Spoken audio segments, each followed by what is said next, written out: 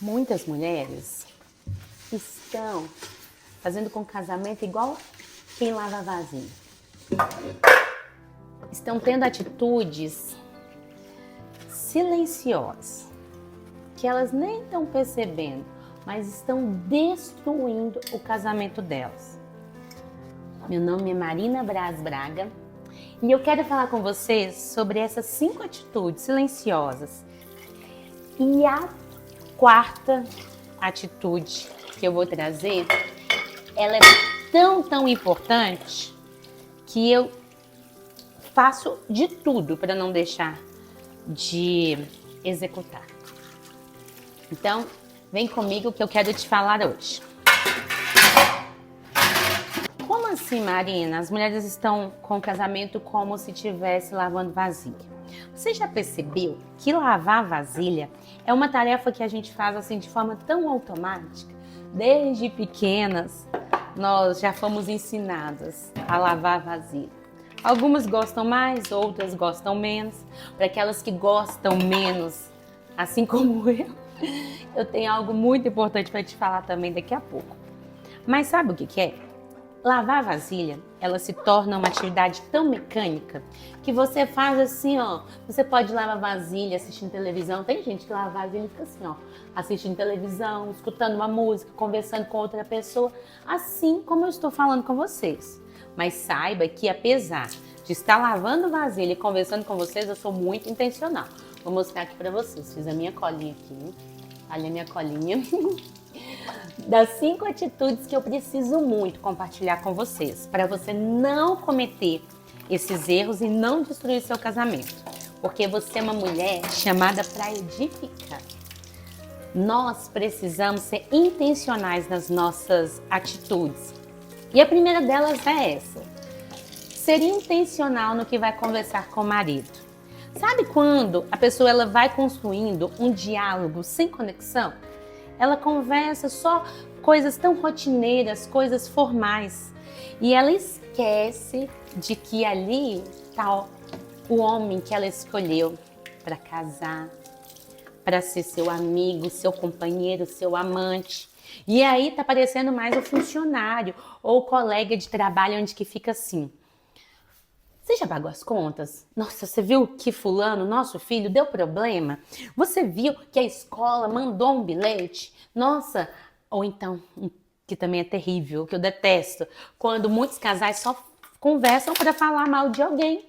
Para falar mal, nossa, a mulher, a sua mãe, ou então o marido diz assim, o cunhado, já não é à toa que começa com cunhado.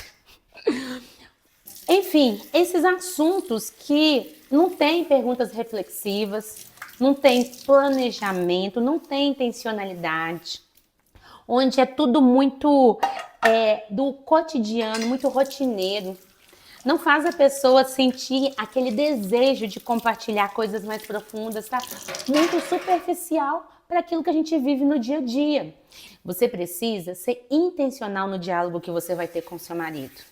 Então, eu quero te dar aqui algumas estratégias que eu já fiz, porque tem tempos, gente, que nós vamos começando a ficar assim, realmente, filhos, trabalho, as contas do dia a dia, você precisa falar.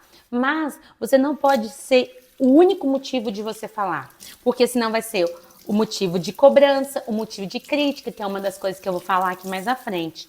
Mas precisamos ser intencionais com as nossas conversas. Então faça combinado. Olha, no dia que a gente tiver só nós dois, vamos evitar de conversar sobre outras pessoas, quer seja falando bem ou falando mal. Evitar de conversar sobre os filhos, deixa os filhos quietinhos ali. É importantíssimo você também conversar sobre planos, sobre aquilo que você sonha, visualizar vocês dois juntos no futuro, quando aposentar, quando estiverem na eternidade com o Senhor, conversar sobre ler a palavra, sobre assuntos que vocês leem, sobre coisas que vocês gostam. Isso é muito importante. Então, os combinados é importante. Aí eu pus aqui, Não esquece, não fica pegando o hábito de ter o seu marido só para falar mal das pessoas. Só de encontrar, quando vai conversar com o marido, também dá aquela descarga de coisa, sabe? Parece uma descarga mesmo. Tem gente que, por exemplo, no WhatsApp, gente, as conversas minhas com o meu marido, as minhas conversas com o meu marido no WhatsApp, eu não trago problema. Não posso falar nunca, porque pode ter acontecido, mas raramente eu fico trazendo problemas. Eu mando vídeo pela manhã, fazendo exercício para incentivar ele, ou então eu envio coisas das crianças que deixam ele feliz, pergunto como está o dia dele, e isso, depois que eu comecei a fazer dessa forma, de uma forma intencional, o nosso diálogo, principalmente no WhatsApp, melhorou muito. Porque quando nós estávamos pessoalmente, nós não tínhamos problema não. Mas a gente se falava muito pouco durante o dia e isso também esfria muito a relação à noite. Então, seja intencional nessa questão. Segunda atitude, que acaba destruindo o casamento e você pode estar fazendo e nem tá percebendo. Criticar constantemente. Sabe aquela pessoa que tudo que ela vai falar com o marido, ela tá criticando? Raramente faz um elogio, raramente ela está errada. É a pessoa também que é muito vitimista. É igual quando sabe quando você faz uma festa em casa, recebe várias pessoas, você cozinha, você recebe as pessoas, mas você também tem que lavar a vasilha. Apesar de eu ter aqui um combinado com meu marido desde quando nós éramos noivos. Quem cozinhou não lava vasilha. É um dos mandamentos do marido. Mas, o que acontece? Então, raramente eu vou ficar sobrecarregada e vou ficar me achando também. Porque a pessoa que critica muito, ela se acha demais. Para ela sempre está certa. Ela acha que ela sempre tá fazendo tudo sozinha, tipo lavar vasilha. Eu tô fazendo sozinha, então eu posso julgar, eu posso criticar, mas com isso ela entra num espaço, num lugar onde ela está afastando emocionalmente o marido, porque a única coisa que ela sabe fazer é criticar. Nada do que ele faz tá bom. E isso afasta os maridos. E aí o que a gente pode fazer para evitar isso? Praticar, agradecer. Se ele fez, mesmo que não tenha sido da melhor forma, você agradece e não vai lá corrigir na hora não, tá? Agradece, desfruta, porque nem todo mundo, gente, vai fazer as coisas da forma que a gente quer. Cada um tem seu jeito de fazer. Então, das grandes coisas até as pequenas coisas, você tem que aprender a agradecer. O segundo, eu coloquei aqui, ó, isso precisa ser dito agora. Você vai pedir ao Espírito Santo. Por isso que é preciso estar intencionalmente ligada, conectada ao Senhor. Então, você precisa pedir, Deus, me ajuda. Eu tô vendo que eu tô criticando muito. Nós precisamos ter essa humildade de perceber as coisas que a gente vem fazendo e não tão boas. Até para pedir e orar ao Senhor. Então você pede a Deus, Deus, me ajuda. Estou criticando muito. Aí me mostra. E aí quando acontecer, a gente já sente, antes de falar, você já para e pensa, será que isso precisa ser dito agora? Gente, a gente também consegue identificar alguns gatilhos. Por exemplo, algumas pessoas têm gatilho com esse problema aqui de lavar vasilha. Porque vai sempre colocando vasilha, vai sujando muito, não deixa a pia. Eu gosto de deixar a pia limpinha, sequinha à noite, aí vai lá, usa e não coloca aqui na nossa assistente, que eu vou mostrar para vocês a minha assistente. Isso pode incomodar? Pode, mas você tem que pedir ao Senhor para te tratar. Esse aqui da cozinha, eu não tenho mais esse problema, mas eu ainda tinha um problema no banheiro. E eu vou mostrar aqui para vocês o que eu coloquei no banheiro para eu não me esquecer de lembrar que, será que eu tenho que criticar mesmo? E aí passa até pro quinto ponto que eu quero falar com vocês, vou adiantar aqui, você não precisa esperar sentir vontade de amar. Por exemplo, quando você não critica, você está sendo intencional em amar. Você está sendo intencional em renunciar à sua vontade, à sua ira, à sua insatisfação em prol do outro. Então, é isso, é esperar, não é esperar sentir vontade, é você criar gatilhos para você entender que aquilo que você está fazendo não tá bom. E eu coloquei no banheiro este versículo para eu me lembrar que nem tudo precisa ser dito na hora. E que, tendo homens, há bagunça. Tendo vida, há bagunça. Vai ter vasilha suja, vai ter banheiro sujo. O que você pode fazer? O que você pode fazer é isso. Você vai pedir ao Espírito Santo para te mostrar onde você está errando e as estratégias. E ele te falando, coloque em prática. Tá vendo? Ele já tá te falando também que agora eu tô te dando aquilo que tem funcionado comigo. Esse negócio do versículo dá super certo. Agora, a terceira atitude que eu quero falar com você. Às vezes eu me vejo até envolvida dentro desse problema. E aí eu chamo a atenção com firmeza, que é terceirizar a sua intimidade. O que acontece? Muitas das vezes a pessoa ela acaba ficando mais íntima, compartilhando os seus segredos, compartilhando os seus sonhos com um líder, com uma amiga, com os filhos. E vai fazendo isso e esquece daquele que o Senhor colocou lá. E deixará o homem, pai e mãe, e se tornará um com sua esposa.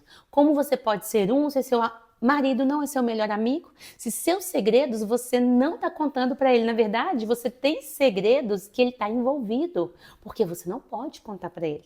Gente, isso é ruim, sabe por quê?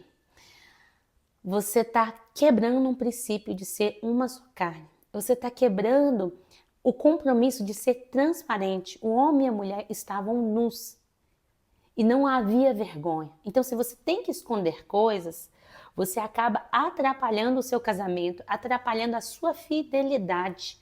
Então, essa questão de terceirizar a intimidade é um perigo, é um perigo. É um perigo para a infidelidade, porque a infidelidade não é só a questão do adultério, do ato ali de estar com outra pessoa, mas até mesmo se tornar mais íntimo de outra pessoa, isso também é infidelidade.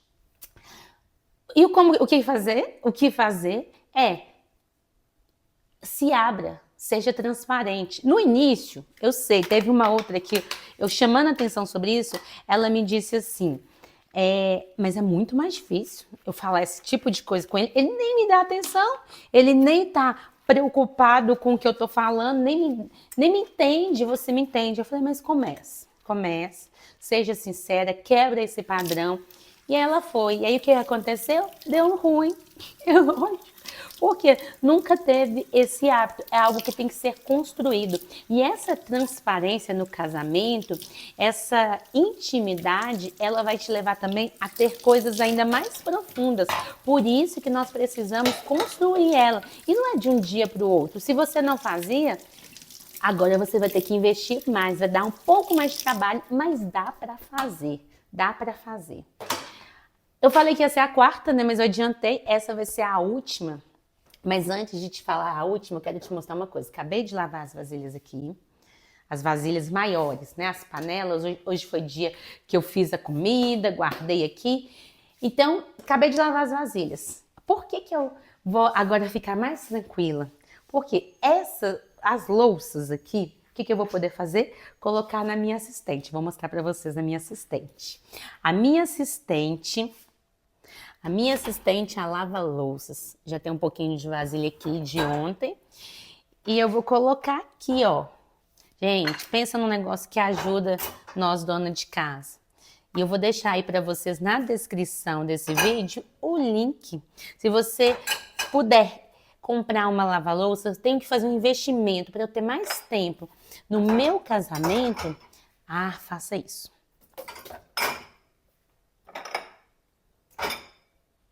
Agora que a minha ajudante vai terminar de fazer o serviço ali de lavar as vasilhas, eu quero falar com você sobre a última atitude. Que eu percebo, falo assim, quando alguém fala comigo, não, eu não faço isso, já dá aquela, entendi o que está acontecendo. Não orar juntos. Muitas pessoas justifica falando assim, mas meu marido não é nem convertido, ele ainda não é cristão. Mas o homem, ele é ganho pelo quê? Pelo exemplo da mulher. Se o seu marido ainda não é convertido, aí que você vai ter que orar mais e orar junto com ele. Aí, mas fica muito mais difícil. Eu tenho vergonha de orar em voz alta. Eu não sei ainda orar.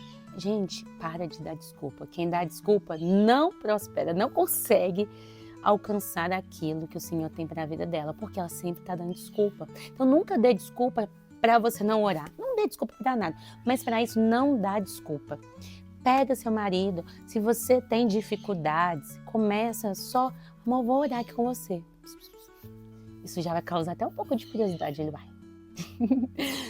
Outra coisa, não sei ainda orar. Pega a Bíblia, pega um salmo, declara ali, põe você, ele naquele salmo, naquela oração. Faz juntos. Não, mas eu e meu marido já somos convertidos, mas é a correria do tempo. Tem um livro que eu li quando eu estava grávida, ocupado demais para deixar de orar. Sabe o que acaba acontecendo? A gente se torna tão ocupado. É uma das estratégias do inimigo. Ele nos coloca tão ocupados para não conseguir orar, porque aí você vai estar lutando sozinho. Você vai estar lutando sem conexão com aquele que te fortalece, que é Deus. E aí o seu parceiro também, o seu companheiro de luta ali, ele não está no mesmo caminho. Então, não esteja ocupado demais para orar. Seja de manhã, seja à noite, antes de dormir, mas ore. Tire pelo menos uma vez no dia para vocês orarem juntos. E a outra forma também é você orar nos momentos das refeições, agradecendo. Gente, é nessa hora que eu sempre gosto de falar obrigado, Deus, porque eu tenho um marido provedor. Eu ensino as crianças isso, ainda mais que eu tenho meninos, ensino eles que eles precisam ser provedor do lar deles, e ainda a gente está fazendo isso, o processo de gratidão. E quando você faz o processo de gratidão, nós voltamos lá na segunda atitude, que foi a atitude que eu disse, de você não ser tão crítica. Toma cuidado com as críticas, a gente só se torna muito crítica quando a gente não tem gratidão no coração.